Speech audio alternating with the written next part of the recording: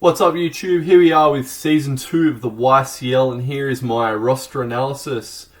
This season we went in a completely different direction than we did last season. I think last season I was a bit concerned about whether I thought I could mix it up with what seemed like some really strong opponents, which obviously they are. Went with a really conservative approach, just made sure that I got everything I needed in terms of different roles that I thought I might need. This time I think I've probably drafted a little bit better, got everything a bit more threatening, especially starting with Dracovic, which is my first pick in this draft. So we started with 720 points, with the highest tier this time being 140 points, with us adding an S plus tier, which was just those really top tier Pokemon. We tried to be a little bit more inclusive with what we added. I avoided that in the first round, just went for Dracovic, which is a really hard hitting wall breaker, especially now that it has access to Sand Rush. Obviously Strong Jaw does hit harder, but just a really threatening opponent. And as I saw with other teams drafting, with me taking Dracovic in round 1, a lot of teams sort of looked at it and went, well, I need a Dracovic counter, which just shows how big a threat that it is. In round 2, just to back it up, I went for Hippowdon, nicknamed Chonk.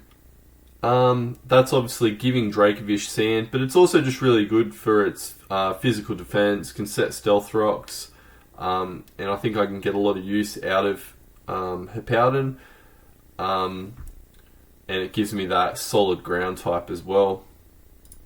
Next I went with Whimsicott for 80 points, so I've taken up already 300 points out of my 720 with those first 3 picks. I did need a solid grass type just to back up Dracovic. Obviously its main flaw is those water absorbers, with a couple of the better ones being Gastrodon and Seismitoad with that water absorbs. Obviously having a good grass type attacker was good, but obviously Whimsicott's really versatile as well. I've nicknamed it Trixie. Gets that prankster ability, things like Leech Seed, U-Turn, that fairy typing is really useful as well, so I can see it coming in handy. It's, as Sally Mumble said from last season, it's kind of just like the glue of a roster. Then I went with Mew. So Mew wasn't part of the original plan, but I just sort of adjusted my roster a little bit to try and fit it in, just because it is just so useful. It's so hard to prep for. It's got the widest move pool in Pokemon at the moment, and can literally just fill any role. Has 100 base stat in every stat, and can just do anything. It be physically defensive, special attacker, physical attacker. Can just do it all. So I think it's made my team a lot more threatening by being able to add it in. So I'm really happy with that. Next up I've got Sableye. Sableye is really tricky to play against. Obviously it walls physical attackers really well with its Prankster Will-O-Wisp. Ghost and Dark typing is really hard to deal with, only being weak to Fairy.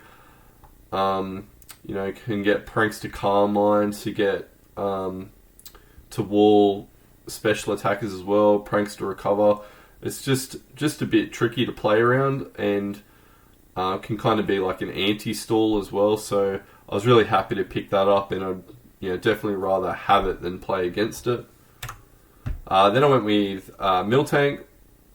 Miltank's really solid as well. Has really great abilities. It can be mostly defensive, and can be either physically defensive or specially defensive. Has a nice base speed tier as well of 100. Abilities like Thick Fat and Sap Sipper just come in real handy. Good user of a Rocky Helmet. Stealth Rock Setter, gets Milk Drink. Yep, so just really good to use, so I'm really happy that I've got that. Next up I've got Arcanine, which I've nicknamed Wildfire. Arcanine, again, quite versatile. It's got some good abilities. Obviously, generally running Intimidate, but obviously Flash Fire and Defiant are obviously really useful as well. It can be a knockoff switch in to get that attack boost. Gets extreme speed for some good priority. It can be special attacker, physical attacker. Gets Will-O-Wisp, Bulldoze. Like, just got lots of things going for it. So again, really happy to pick that up. And it was also the fire type that I obviously needed with how I started this draft. There were other fire types that I had my eye on. I did always want Arcanine, but I felt like it was safer to leave a bit later. That's why I went for Sableye and Miltank first, because I thought when people started moving to the lower tiers, they were two that I thought were at risk, less so than Arcanine. Then I went Klinklang. I did want a Steel type. I've named it Dominic after Dominic Toretto, shifting gears, what he does. It's for 20 points, like, it just adds a lot to my roster, I think. It's one of those ones where my opponents might not expect it to come, but then have a hard time dealing with. It is capable of sweeping, it's a Volt Switcher, clear body, so it's not going to lose its stats. So I was just really happy to pick that up really cheaply. Then I went for Golbat. So I didn't have any flying types yet. Didn't have any poison types. Golbat's really good. It's really underrated. At 40 points, it's really great value. I did think about trying to trade this away for Crobat at 60 and rearranging my roster a little bit, but I didn't think there was anything that I could really afford to lose. So I am happy to keep Golbat, and I think I can do a lot with it. It's got a good speed tier with some really good mixed offenses and defenses, so I think I can get a lot out of it. Obviously, with that Eviolite, it's really bulky. You can definitely take a hit, so I'm happy to have that. Next, I went with Dottler. If you put together Anthony Petrov, like, these are two of his favourite Pokemon. We've also got Hippowdon, which is one of his favourites. The only thing I was really missing were Melodic and Togekiss, which I couldn't fit in.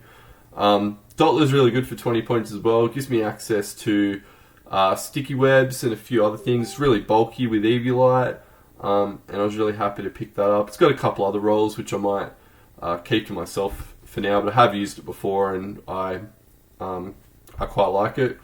And lastly, I went with Emolga. I didn't have an electric type, and it's quite tricky to play around Emolga. It's quite fast, gets Nuzzle, knockoff. I think it gets U-turn, Volt Switch. Not sure if it might get both, which I think I can play around a little bit and get some use out of.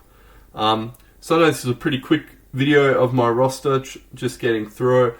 We are starting round 1 next week. Play against Side N and Sydney Six, which we did lose to last season.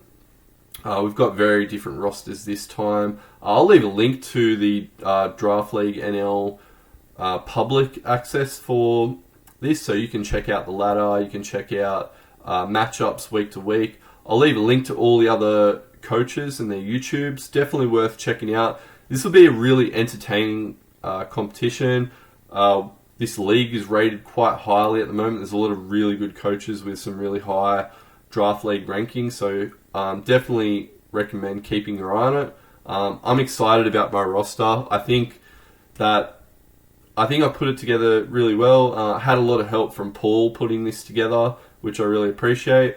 I think I can take this roster a long way, but we'll just wait and see. Obviously, the way the tiers kind of worked with a lot of things being on offer, I think everyone got pretty close to what they would call an ideal roster. I didn't get sniped at all, so I was pretty happy with the order that I drafted as well, making sure that I did get everything I wanted, and wish us luck.